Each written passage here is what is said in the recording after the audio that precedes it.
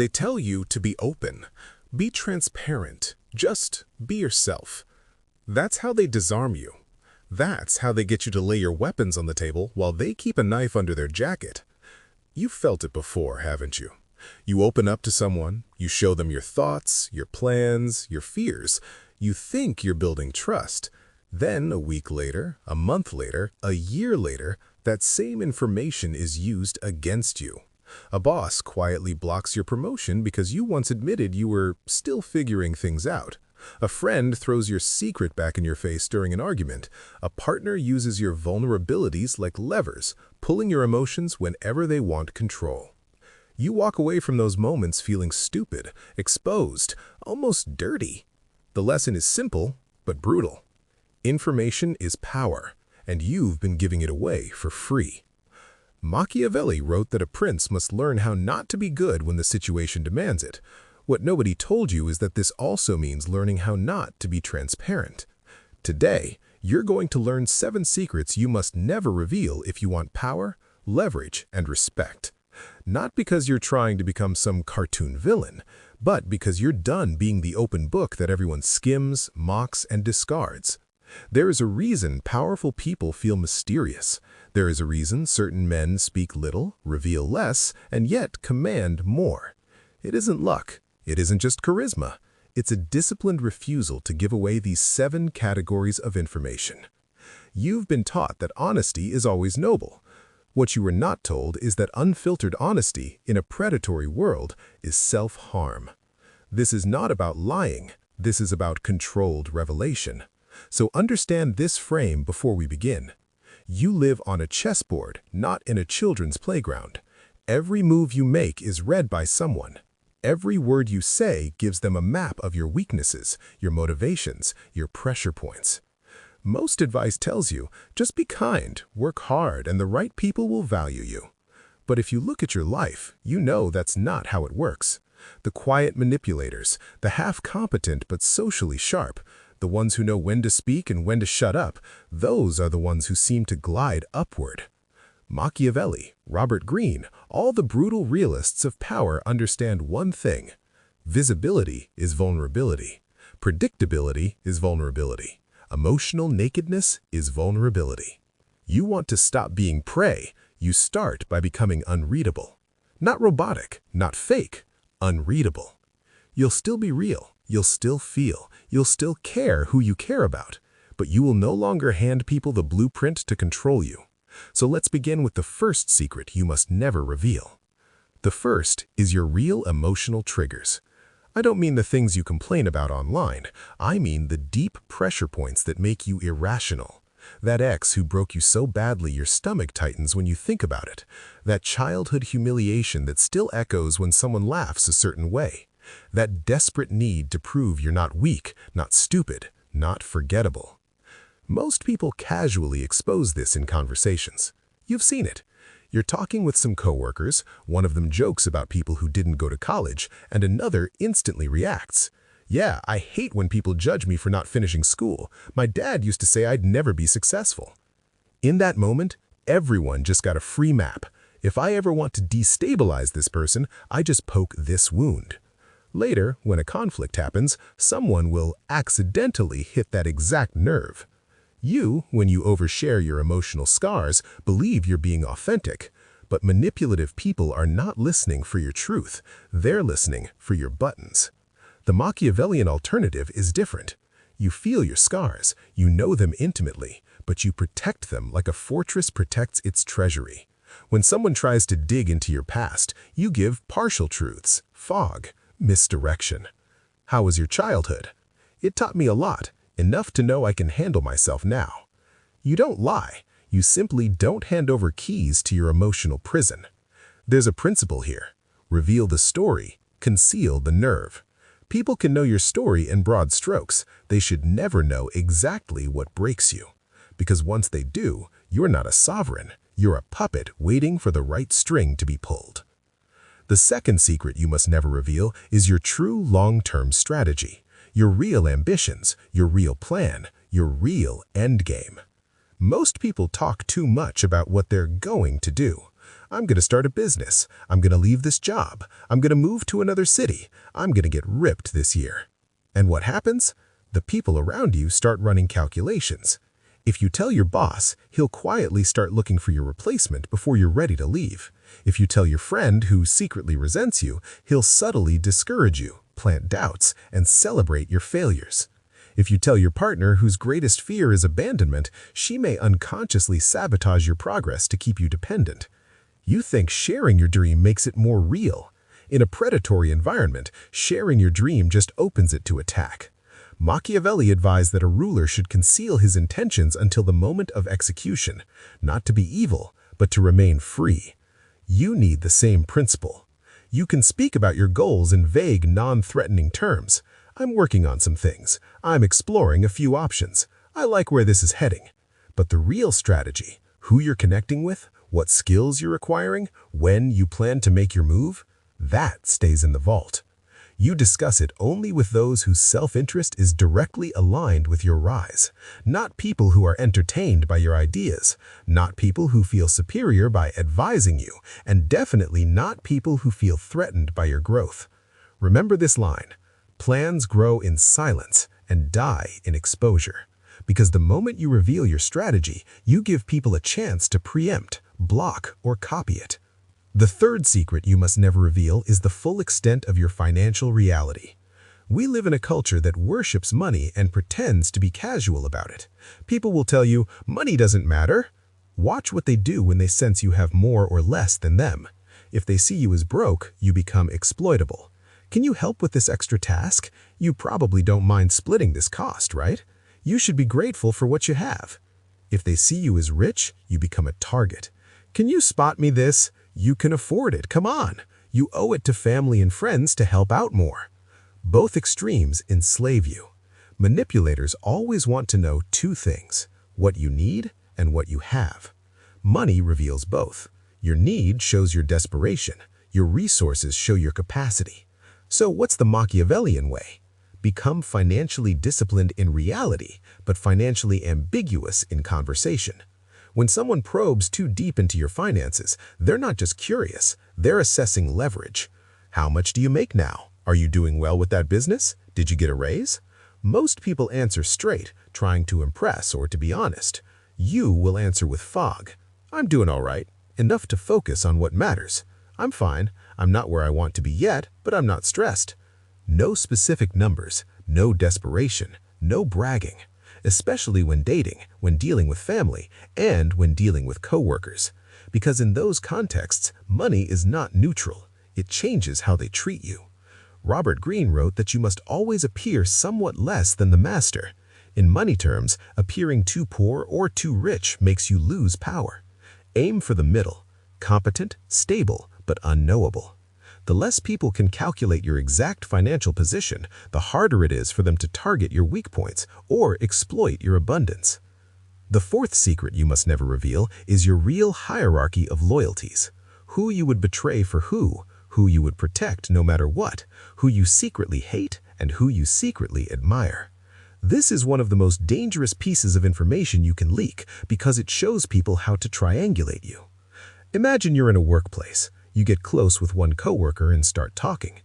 Honestly, I trust you more than I trust anyone here, especially more than Mark. I feel like he's fake as hell. That coworker nods, but now he has a map.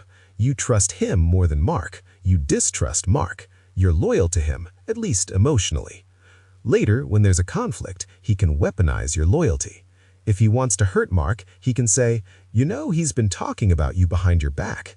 If he wants to control you, he can say, "I defended you when people were doubting you. Remember, I've always been on your side."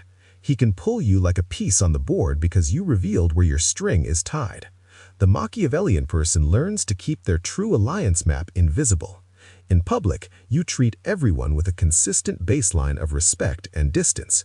No obvious favoritism, no public declarations of, "I'd never go against this person." No drunken confessions of, "You're the only one I really trust." Your inner circle knows you value them by your actions, not public statements. Everyone else should be confused about your loyalties. Is he closer to them or them? I can't tell whose side he's really on. Good. That confusion protects you. because once they can't map your loyalties, it becomes dangerous to pressure you into conflicts or to assume you'll back them in their little wars. The principle is this: your heart can be loyal, your behavior must remain strategically neutral.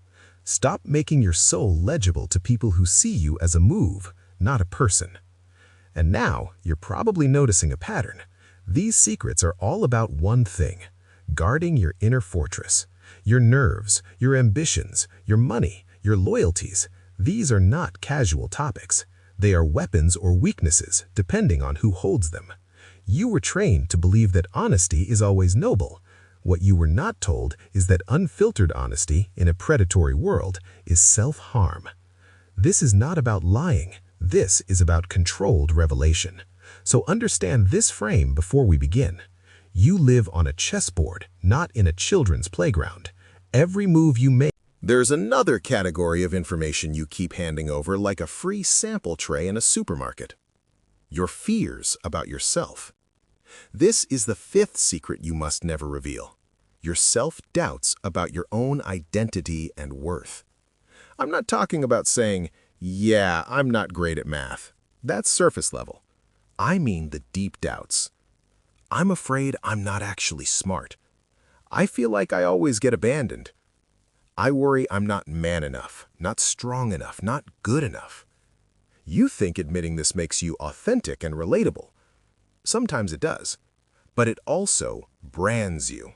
The moment you reveal an insecurity, most people don't hold it with care. They file it. They store it as a label, a lens to see you through. He's the insecure one. He's the one who needs validation. He's the one who falls apart when he feels not good enough. Even if they never consciously decide to weaponize it, their behavior adapts.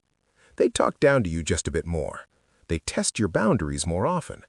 They assume you'll tolerate disrespect to avoid feeling not good enough. In conflict, the mask slips. "Oh, you're overreacting. You always take things so personally. See, this is why people leave. You're too sensitive. No wonder you feel like you're not good enough. Look at how you're acting." Your honesty becomes ammunition. You think you're building closeness. Often, you're building a case against yourself.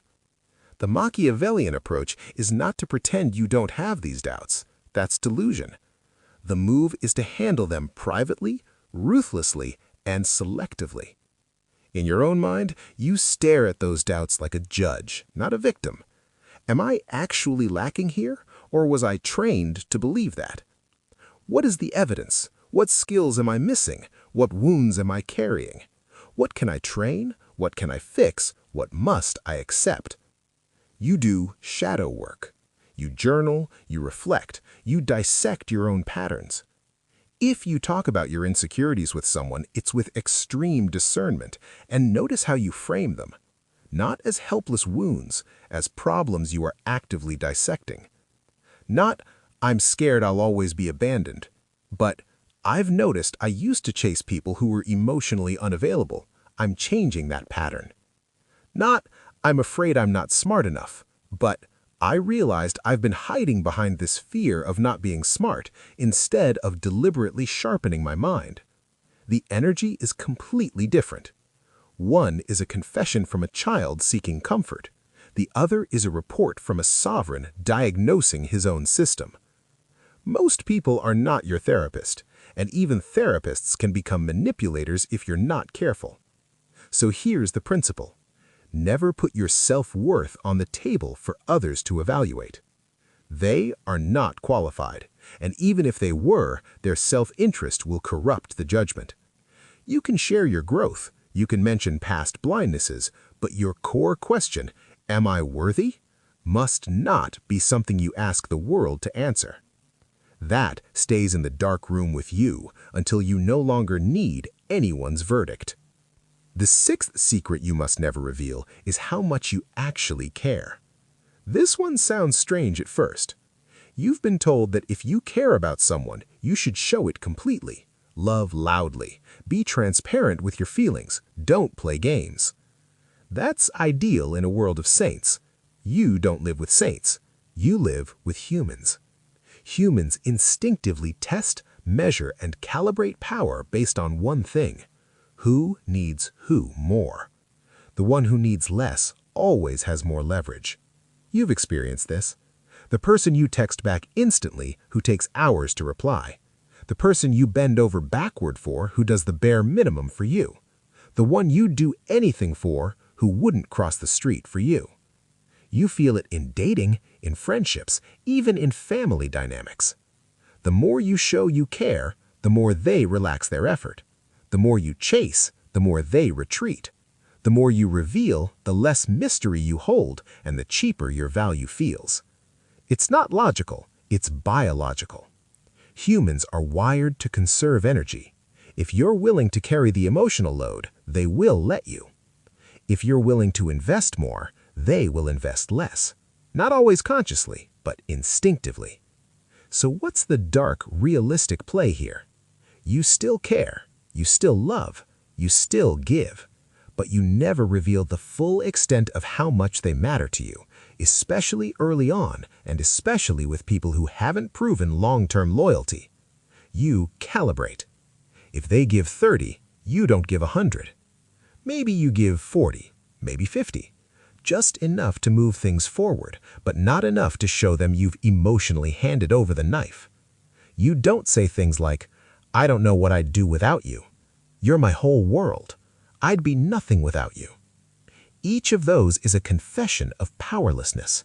Instead, you can express appreciation without surrender. I value you. My life is better with you in it. I choose you. It's a choice, not a dependency. When they threaten to leave, "If you don't do this, I'm gone."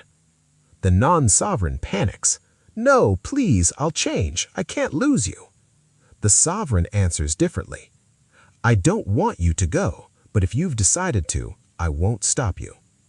Do you feel the difference? One reveals, "You own me." The other reveals, "You matter, but I own myself."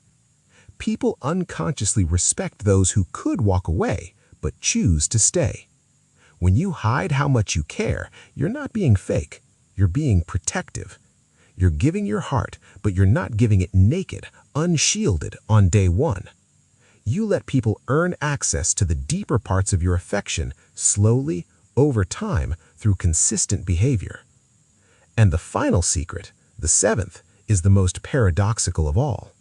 You must never fully reveal your moral line. Where you will and won't go, what you will and won't do, what you will and won't forgive. You think having a clear moral code and broadcasting it makes you principled. Here's the line, I will never cross it. But to a manipulator, that is simply a list of constraints to work around. If you say, I could never lie for work, I have strong ethics. Now they know, push you in other ways, guilt, shame, isolation, but don't suggest open lying, that's your hard no. If you say, I would never cut off family, no matter what. Now they know they can treat you however they want and you will not fully walk away. If you say, I'd never hit back, violence is never acceptable. Now they know the worst they'll ever face from you is words. There are no real consequences in your world. You've declared your boundaries, but you've also declared your limits. In war, you never show the enemy where your supply lines are weakest.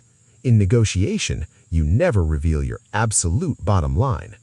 In power dynamics, you never fully expose the boundaries you will not cross. Instead, you present yourself as ethically aligned but strategically ambiguous. I don't like lying, but I do whatever I have to do to protect what matters. I value family, but blood doesn't give you a right to abuse me. I'm calm, but I am not harmless. They don't know exactly where you'll draw the line, and that uncertainty is what keeps them cautious. Machiavelli wrote that a prince should appear merciful, faithful, humane, religious, upright, but be ready to act against all of them when necessary. Most people misread that as be a fake hypocrite.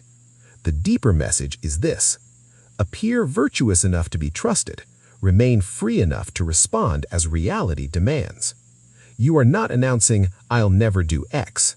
You are saying, I prefer not to, but if you push far enough, you may meet a version of me you don't like. This is power. Not loud, not dramatic, not constantly threatening. Just a quiet, consistent sense that you are not fully predictable, not entirely domesticated, not infinitely patient. And now that you've heard these 7 secrets, from your emotional triggers to your strategy, your money, your loyalties, your insecurities, your attachment, and your moral line, something deeper has to shift. Because none of this will work if, beneath all these tactics, you are still a child begging the world to approve of you. This is where the darker inner work begins. You need to confront the part of you that wants to confess everything, the part that overshares to get attention, the part that spills secrets to feel close, the part that exposes wounds just to hear someone say, "You're okay." That part of you is not evil, it's just young. It learned early that honesty was how you got love. If I show them who I really am, maybe they'll finally accept me. If I reveal everything, maybe they won't leave. If I confess my sins, maybe they'll forgive me. Sometimes it worked. Often it backfired. But that script is still running. So when I tell you, guard your secrets, control your revelations, stop giving people ammunition, there's a part of you that resists. But how will people know me? How will I be loved if I don't tell them everything? Isn't this manipulative? Isn't this wrong? You've been trained to believe that being strategic is the same as being evil. It isn't. It's simply acknowledging this fact. Not everyone is safe. Not everyone is on your side. Not everyone. You start by making a decision. You will no longer use other people as mirrors to decide who you are. You will no longer use confession as a way to buy love. You will no longer hand your power to anyone just because they smiled, listened, or said, "You can trust me." You've seen what happens when you live the other way. You reveal a painful memory too early, and now they see you as the broken one. You admit you're lost, and they start talking to you like you're beneath them. You express how much you care, and they slowly start caring less. You end up performing emotional striptease for people who never earned a ticket. So the first inner shift is this. You move from compulsive transparency to strategic disclosure.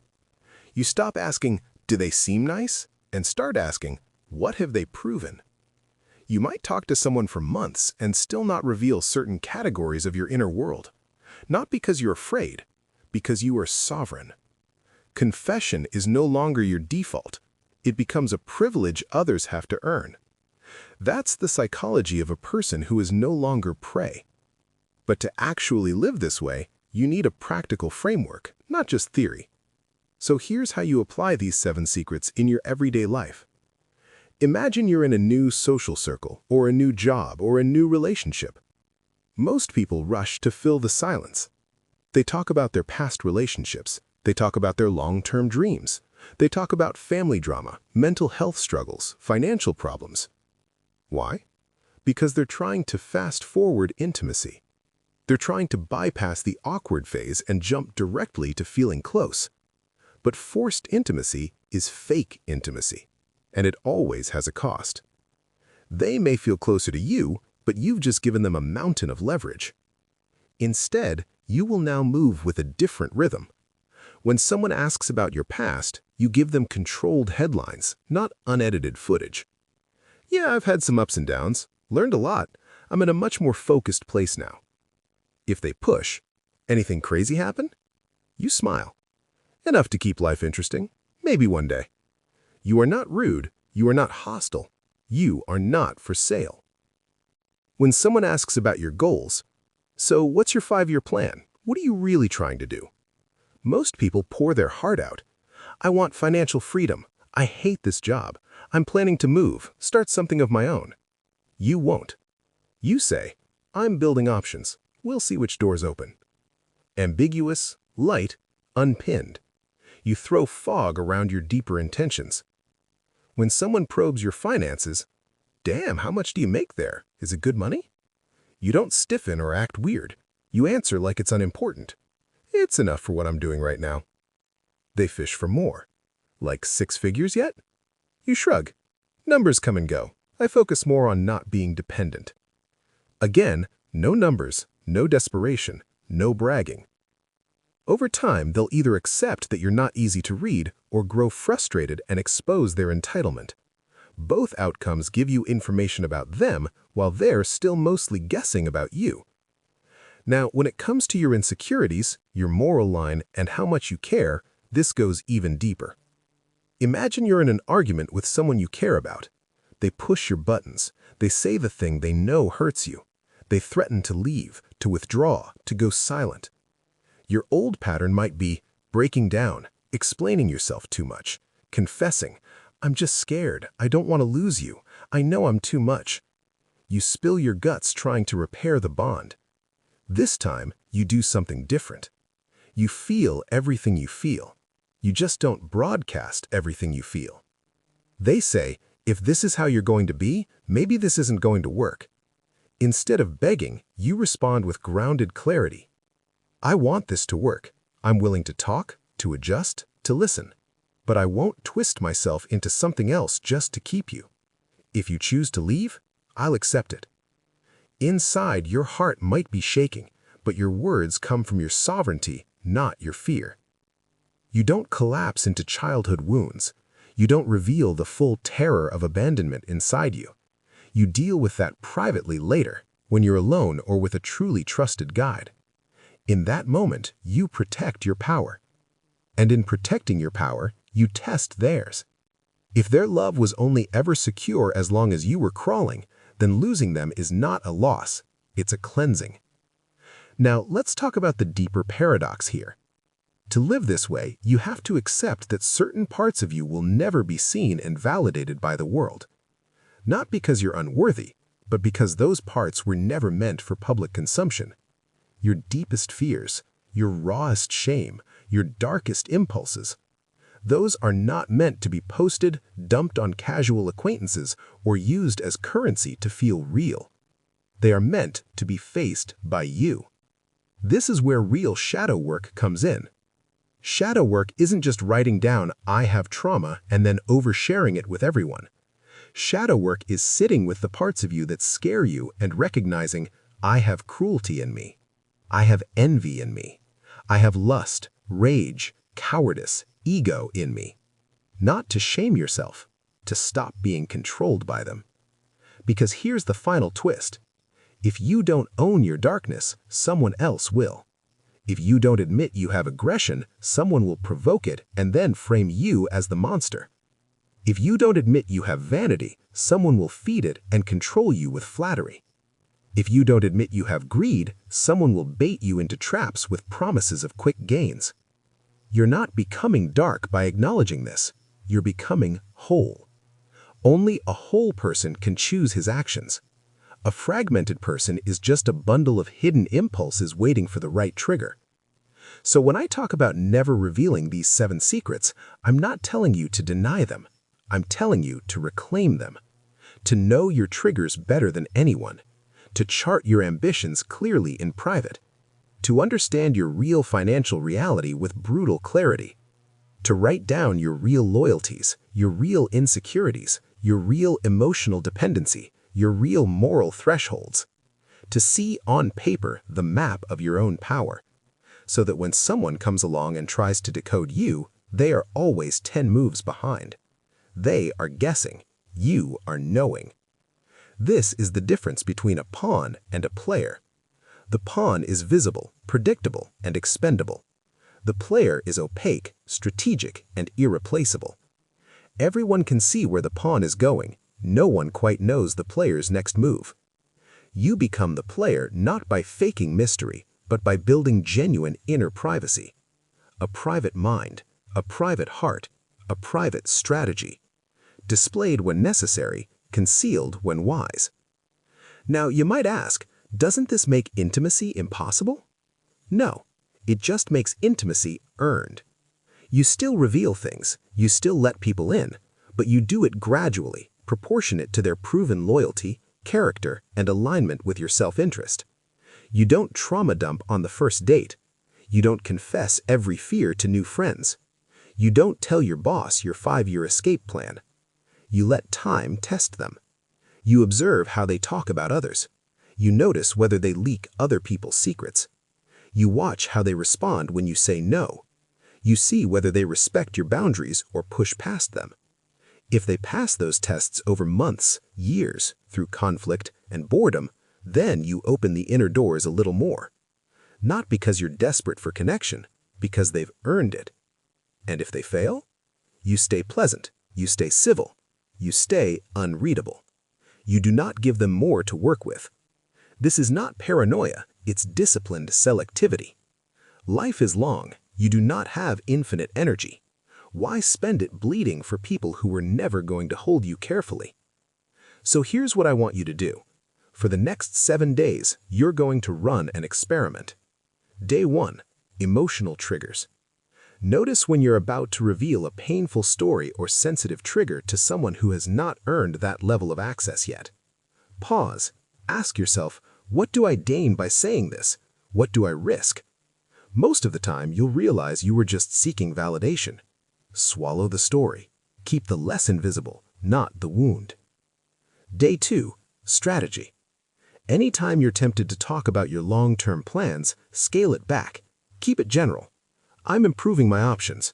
I'm building something slowly. Watch how people react when they can't pin you down. Watch who presses for details. That's who was trying to calculate leverage. Day 3. Money. Refuse to answer any direct questions about how much you make, how much you have, what you can afford with specific numbers. Give only vibes. Calm, stable, working on it. See how people's energy shifts when they can't put you into a broke or rich box. Day 4. Loyalties. When people gossip or try to pull you into choosing sides, stay neutral. Ask questions instead of making declarations.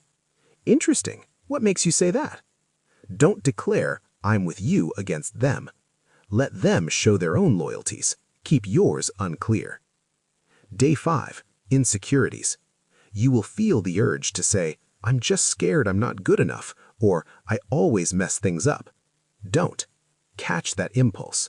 Instead, privately write it down later and interrogate it. You are allowed to own your insecurities. You are not allowed to hand them out like business cards. Day 6. How much you care. Pull back your visible investment just slightly with at least one person you've been over-giving to. No drama.